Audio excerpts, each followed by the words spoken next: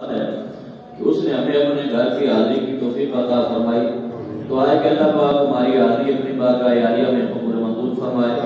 قرآن مجید فرقان حمید میں سے چند کلمات طیبات تلاوت کرنے کا شرف حاصل کیا ہے. تو آئے کہ اللہ رب العالمین مجھے حق بیان کرنے کی اور ہم سب کو سن کر سنا کر سمجھ کر عمل کرنے کی بھی توفیق عطا فرمائے. آپ یقیناً مختلف محافل میں مختلف مقامات پہ والدین کے حقوق ان کے بارے میں گفتگو بیانات تقریریں عموماً سنتے رہتے ہیں. لیکن آج میں تھوڑا سا اس سے ہٹ کر اولاد کے جو حقوق ہیں وہ بیان کرنے کی کوشش کروں گا تاکہ بعد میں جو ہمیں پچھتاوا ہوتا ہے کہ ہماری اولاد نافرمان ہے، ہمارا کہنا نہیں مانتی، ہماری بات نہیں سنتی، ہمارے حق میں اچھی نہیں ہے، تو اس کی ذمہ داری اکثر طور پہ والدین پر ہی ہوتی ہے کہ انہوں نے اپنی اولاد کی تربیت کیسے کی ہے، اپنی اولاد کی تربیت کیسے کی ہے. تو یہ بنیادی ایک نقطہ ہے کہ والدین کے حقوق تو بڑے لوگ ہمیں کہتے ہیں جی والدین کے حقوق بیان کریں، لوگوں کو بتائیں کہ والدین کے ساتھ کیسا سلوک کرنا چاہیے.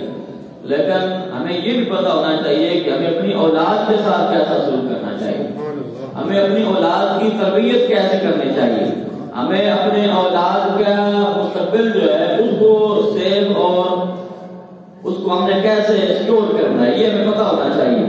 تو اولاد کے جو حقوق ہیں، والدین کے حقوق تو متعین ہے ہی اور قرآن پاک میں جا بجا بیان بھی ہے وبالوالدین احسانا. لیکن یہ ہمیں یاد رکھنے والی بات ہے کہ اولاد پہ جو ذمہ داریاں ہیں والدین کی خدمت کرنے والی، وہ ذمہ داریاں تو تب شروع ہوتی ہے نا جب بچہ پیدا ہوتا ہے، پیدا ہونے کے بعد وہ پرورش پاتا ہے، پھر وہ بالغ ہوتا ہے. عاقل بالغ جب بندہ ہوتا ہے تو اب شریعت جو ہے اس کو پابند کرتی ہے عاقل بالغ بندے. کوئی بھی آپ چیز دیکھ لیں تو عاقل اور بالغ بندے پر وہ چیزیں ضروری ہوتی ہیں. نماز پڑھنی ہے تو عاقل بالغ نے پڑھنی ہے، روزہ رکھنا ہے تو عاقل بالغ نے رکھنا ہے، حج کرنا ہے تو عاقل بالغ نے کرنا ہے، زکات دینی ہے تو عاقل بالغ نے دینی ہے. اور جو بھی اللہ رب العالمین کی طرف سے فرائض و واجبات ہے وہ ایسا بندہ کرے گا جو عاقل بھی ہوگا، جو بالغ بھی ہوگا. کہتے ہیں سبحان اللہ. آپ لوگ جا کے سنتے نہیں ہیں پھر کہتے ہیں سمجھ کو نہیں آئی. عاقل بالغ جب بندہ ہوتا ہے تو یہ پڑوسیوں کے حقوق، والدین کے حقوق، یہ ساری چیزیں ان میں بات کو سب ہوتی ہے. اگرچہ پرورش جو ہے تو ابتدائی طور پہ جب بچہ پیدا ہوتا ہے اس کے بعد والدین کی ذمہ داری ہے اس کی تربیت کرنا، پرورش کرنا اچھے طریقے سے. لیکن ذمہ داریاں تب عائد ہوتی ہیں جب بندہ عاقل ہو اور بالغ ہو. عاقل اور بالغ بچہ ہوگا تو والدین کی فرمانبرداری یا نافرمانی کا صلہ اسے ملے گا، یا وہ معاملات بات کی بات ہے. لیکن والدین پر جو اولاد کے حقوق ہیں وہ کب سے شروع ہوتے ہیں؟ والدین پر جو اولاد کے حقوق ہیں کہ اولاد کے کیا حقوق ہیں، والدین کی کون سی ذمہ داری ہے، ان کو کیا کرنا چاہیے. یہ بات یاد رکھیں جو نوجوان ہیں جن کی شادی ابھی نہیں ہوئی اور جن کی شادی ہو چکی ہے، ہر ایک کے لیے بڑی ضروری بات ہے کہ کوئی بھی کام جب آپ کرتے ہیں تو اس کا کوئی مقصد ہوتا ہے، اس کا کوئی ٹارگٹ ہوتا ہے، اس لیے کام کرتے ہیں نا. اس کے ساتھ آپ کے سامنے کچھ چیزیں ہوتی ہیں، کوئی گول ہوتے ہیں جو آپ نے اچیو کرنے ہوتے ہیں، کچھ چیزیں آپ کے سامنے ہوتی ہیں. تو شادی کرنے کا بنیادی جو مقصد ہے وہ یہی ہے نا کہ اولاد پیدا ہوگی، اولاد پیدا ہوگی. اور نبی کریم صلی اللہ تعالی علیہ وآلہ وسلم آپ نے فرمایا کہ مجھے فخر ہے ایسے لوگوں پہ جو میری امت میں اضافے کا سبب بنتے. تو والدین کی ذمہ داری تو شادی سے پہلے شروع ہو گئی. والدین کی ذمہ داری تو شادی سے بھی پہلے شروع ہو گئی کہ شادی کے مقاصد جو ہیں ان میں یہ مقصد بھی آپ نے سامنے رکھنا ہے کہ اللہ پاک مجھے نیک اولاد عطا فرمائے. تو والدین پر جو حقوق ہیں اولاد کے وہ شادی سے بھی پہلے شروع ہو گئے. اور پھر جب نکاح ہو گیا، رشتی ہو گئی، تو رشتی کے بعد بھی والدین کے لیے یہ لازمی بات ہے کہ جب بھی دعا کریں تو اللہ رب العالمین سے نیک اولاد کی دعا کریں کہ یا اللہ مجھے نیک اولاد عطا فرما. یعنی کہ شادی کرنے سے پہلے بھی شادی کرنی ہے، دین دے کے، مذہب دے کے، ایمان دے کے، پیسہ، ہم تو پیسہ دے کے شادی کرتے ہیں، ہم تو دنیا دے کے شادی کرتے ہیں۔ جو دنیا دے کے شادی کرتا ہے پھر ساری عمر ذلیل ہی ہوتا ہے، اور جو ان کا عالی حسب و نسب دے کے شادی کرتا ہے وہ بھی پچھتاتا ہے۔ لیکن کامیاب وہی لوگ ہوتے ہیں جو اللہ رب العالمین کے دین کو سامنے رکھتے ہوئے شادی کرتے ہیں، نکاح۔ یہاں دین کی کتنی پاسداری کی جاتی ہے، یہاں شریعت کی کتنی پاسداری کی جاتی ہے۔ کہیں ہم یہاں پہ شادی کر کے دین سے تو باہر نہیں ہو جائیں گے، شریعت سے تو باہر نہیں ہو جائیں گے، احکام شرع کے پابندی کے خلاف ورزی تو نہیں ہو جائے گی۔ یہ بنیادی چیزیں ہمیں شادی سے پہلے سوچنے والی ہے، اور پھر اس کے ساتھ ساتھ نیک اولاد کے اللہ رب العالمین سے دعا کرنا۔ اور پھر آپ کو پتہ ہے کہ جب عورت پریگننٹ ہوتی ہے اور پھر بچہ جب پیدا ہوتا ہے، یہ سارے پروسیس جو ہے اس سے جب بندہ گزرتا ہے تو بندہ ہر وقت یہی دعا کرتا ہے کہ یا اللہ مجھے نیک اولاد ہے، یہی دعا کرتا ہے۔ تو والدین کے حقوق تو تب ہو گیا جب اولاد ہوگی تو والدین کی ذمہ داریاں پہلے ہے کہ ہم نے اپنے اولاد مانگنی کیسے ہے، اور پھر اولاد جب ہو جائے تو اس کی تربیت کیسے کرنی ہے۔ یہ تو رونا روتے ہیں نا، یہ رونا تو روتے ہیں کہ بچے گل نہیں مان رہے، بچے نافرمان ہیں، بچے کہنا نہیں مانتے۔ کبھی یہ بھی دیکھا ہے کہ ہم نے بچوں کی تربیت کیسے کی ہے، یہ بھی کبھی سوچا ہے کہ بچوں کی تربیت کیسے کی ہے۔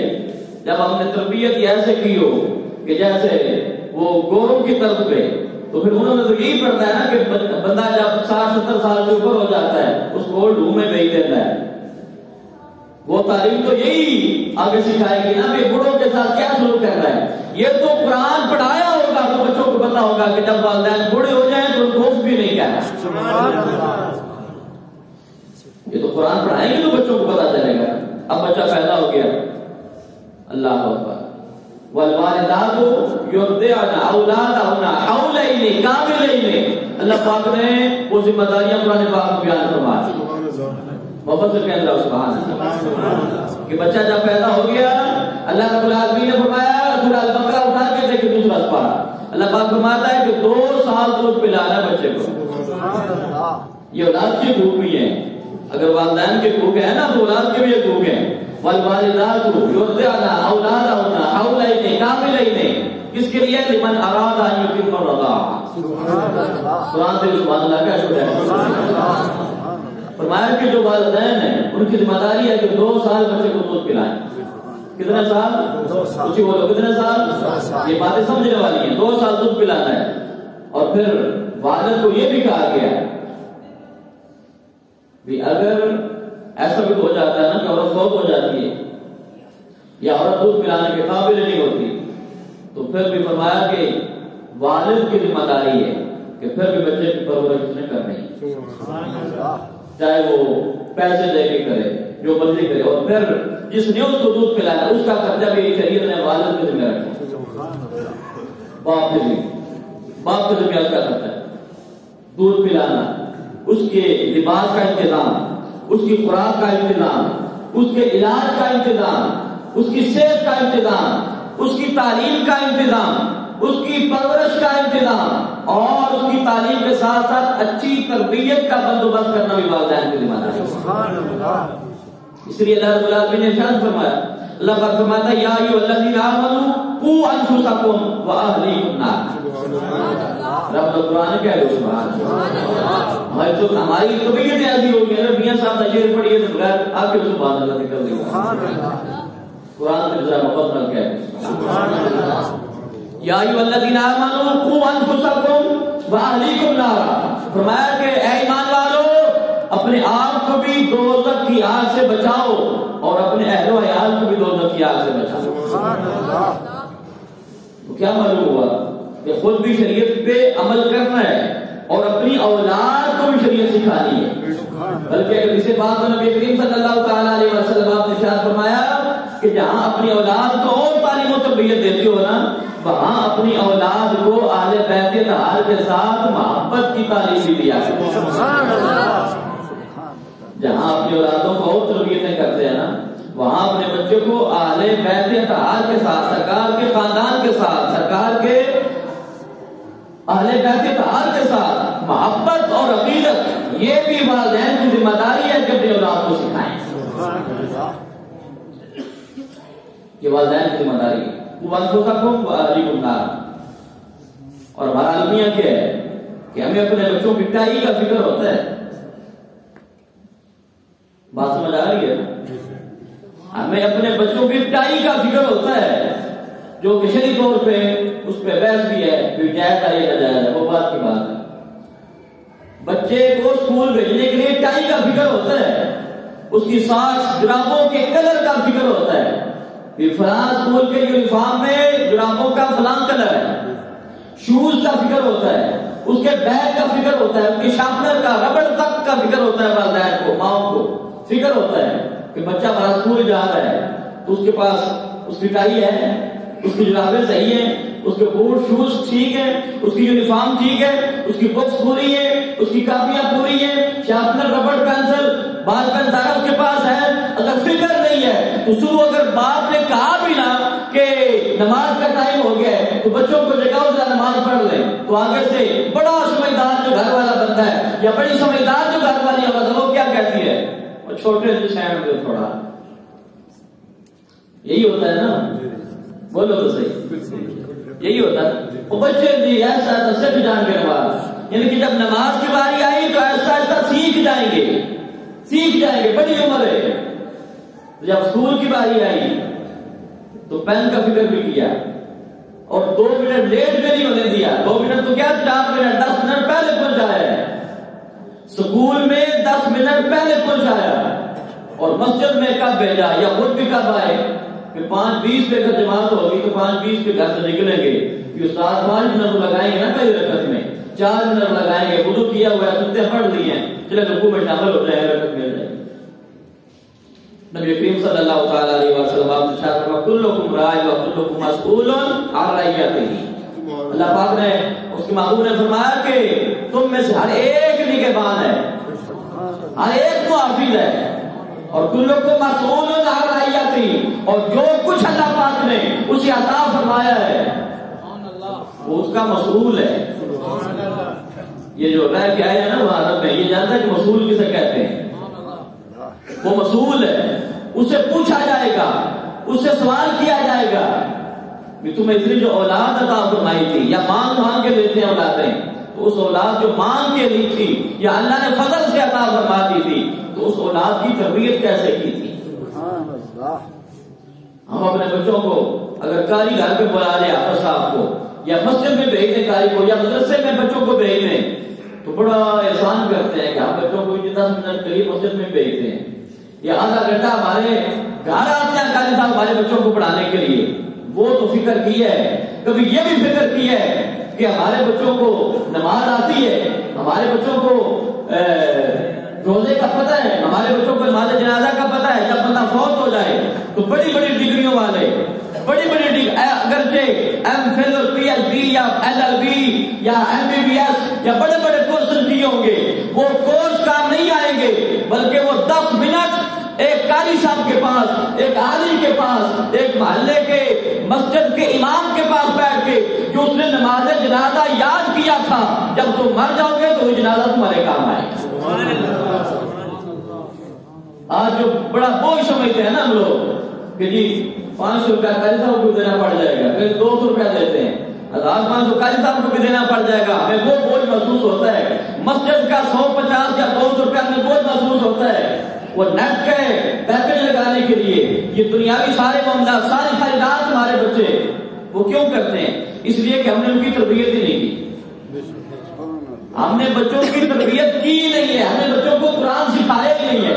ارے قرآن پاک کو اللہ پاک نے بھیجا تھا ہدایت کے لیے، ہدی للمتقین، فرمایا کہ یہ متقین کے لیے ہدایت ہے. تو جس قرآن کو ہم نے کھولا ہی نہیں ہے، گھر میں قرآن پڑھا ہی نہیں جاتا، جائے نمازیں تو فلاں جن بھی دی تھی، فلاں جن بھی دی تھی، ساری جائے نمازیں سنبھال کے بکسے میں صندوق میں رکھی ہوئی ہیں، لیکن کبھی کسی جائے نماز پہ نماز بھی ادا کی ہے.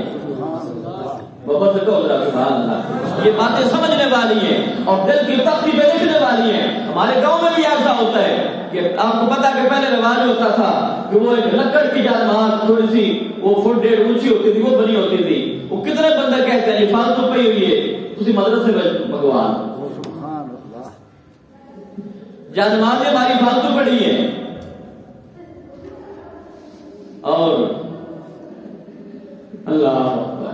کبھی یہ سوچا ہے کہ نماز ہم پڑھتے ہیں، قرآن پاک گھر میں سب سے اونچی جگہ پہ رکھا ہے اور سال آسال تک کھولنے کی توفیق نہیں ہوتی، اور اگر کبھی پڑھنا بھی پڑا تو وہ پڑھا کس لیے؟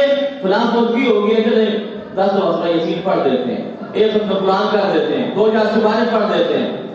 ارے جب بچوں کی تربیت ہی نہیں کی، بچوں کو اسلام سکھایا ہی نہیں ہے، بچوں کو دین سکھایا ہی نہیں ہے، اور اگر جمعے پہ 20-25 منٹ یا آدھا گھنٹہ بیان ہوتا ہے تو وہ بھی ہم سوچتے ہیں کہ چلو صابری صاحب 1.5 ٹائم دیا لیکن جماعت تک نہیں، ایک 35 نہیں کرائیں گے، اس وقت چلے جاؤں گے۔ جب ہم نے دین سیکھے، مداری لگی ہو باہر، سانپوں والا کھڑا ہو، تو ہم گھنٹہ ہمارے نوجوان بزرگ بھی ضائع کر دیتے ہیں، کسی کو ٹائم کی قدر نہیں ہوتی، ٹائم کی فکر نہیں ہوتی۔ میچ لگا ہو تو کوئی ٹائم کی پرواہ نہیں ہے، فلم لگی ہے، مووی چل رہی ہے، کوئی پرواہ نہیں ہے۔ اگر پرواہ کی ہے تو مسجد میں آ کر نماز کا ٹائم دیکھا ہے، وہ امام صاحب کو نہیں آئے، مولوی صاحب نہیں آئے، یہ ہو گیا ہے، جمعے کا ٹائم 5 منٹ لیٹ ہو گیا ہے۔ ارے یہاں مسجد میں آ کر تو اللہ کے محبوب صلی اللہ تعالی وسلم آپ نے ارشاد فرمایا کہ بندہ مومن جب مسجد میں آ جاتا ہے تو وہ ایسے خوش ہوتا ہے جیسے مچھلی پانی میں خوش ہوتی ہے۔ تو کبھی بچوں کو بھی ساتھ لے گئے، کبھی سوچا ہے کہ ہم جو مسجد میں جا رہے ہیں، نماز پڑھنے جا رہے ہیں، گھر والوں کو جگا دیں، گھر والوں کو جگا دیں، ان کو نماز کا کہہ دیں۔ ارے اکثر کہتے ہیں نا کہ ہماری مانتے کوئی نہیں، گھر والے نہیں مانتے، بچے نہیں مانتے۔ ارے کہنا تو والدین کی ذمہ داری ہے نا، اچھی تربیت کرنا تو والدین کی ذمہ داری ہے نا۔ آپ اپنا فرض تو ادا کریں نا، جب آپ اپنا فرض ادا کریں گے، اپنا فرض ادا کر لیں گے تو اللہ پاک ان پہ بھی کرم فرما دیں گے۔